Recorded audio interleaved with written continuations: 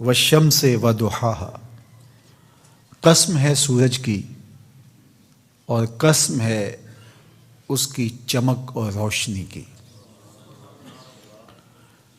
جو چیزیں انسانیت کو اجالا بخشیں، روشنیاں دیں، وہ چیزیں اس قابل ہوتی ہیں کہ ان کی قسم کی جائے۔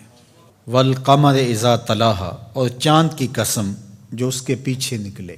یہ تو دنیا مانتی ہے کہ جو سورج ہے اس کی روشنی اپنی ہے جو اللہ نے اس کو عطا کی، لیکن چاند پر عکس پڑتا ہے سورج کا جس کی وجہ سے وہ منور ہوتا ہے۔ تو جو کسی روشن چیز کا عکس قبول کر لیں اور پھر اس عکس سے منعکس ہو کے آگے روشنیاں بانٹنے لگ جائیں، وہ بھی اس قابل ہوتے ہیں کہ ان کی بھی قسم کی جائے۔ ورنہ دیے تلے اندھیرا رہتا ہے، روشنیوں کے پاس رہ کر بھی کچھ لوگ محروم رہتے ہیں۔ لیکن یہ ادا ہم نے چاند سے سیکھنی ہوگی کہ وہ دور رہ کر کے بھی سورج کے عکس کو قبول کرتا ہے، اور اس عکس کو قبول کرنے کی وجہ سے وہ ہر دل عزیز ہے۔ تو کہا کہ قسم ہے چاند کی جب وہ سورج کے پیچھے پیچھے آئے۔ آگے چلنے کی سعادت اگر کو کسی کو مل جائے، امامت کا منصب اگر کسی کے پاس ہو، قیادت اگر کسی کو عطا کر دی جائے تو یہ تو اچھی بات ہے، لیکن پیچھے چلنے کی صلاحیت بھی بڑی صلاحیت ہوتی ہے۔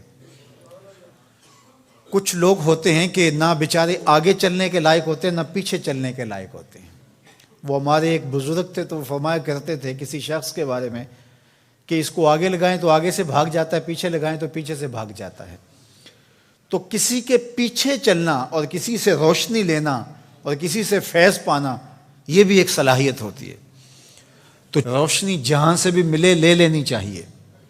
یہ نہیں کہیں کہ یہ میں یہاں سے کیوں لوں، جہاں سے روشنی ملے وہاں سے لے لینی چاہیے۔ حضرت لقمان حکیم سے کسی نے پوچھا کہ تو نے دانش مندی کہاں سے سیکھی؟ تو کہا بے وقوفوں سے۔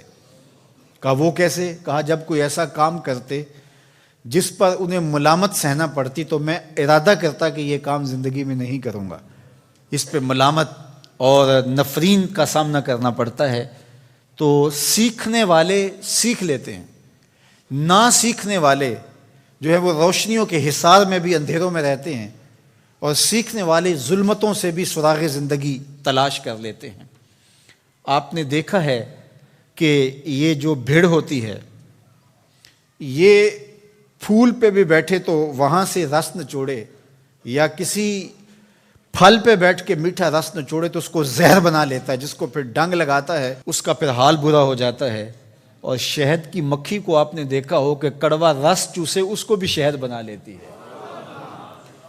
تو مزاج اپنا اگر اچھا ہو تو پھر جو ہے وہ بہتریوں کی طرف انسان راغب ہو جاتا ہے، لیکن اگر مزاج کا ماڑا شخص ہو تو پھر اسے شکایت ہی رہتی ہے کہ مجھے کوئی ملا نہیں ہے، مجھے کوئی ملا نہیں، ساری زندگی وہ یہی کہتا ہے۔ جبکہ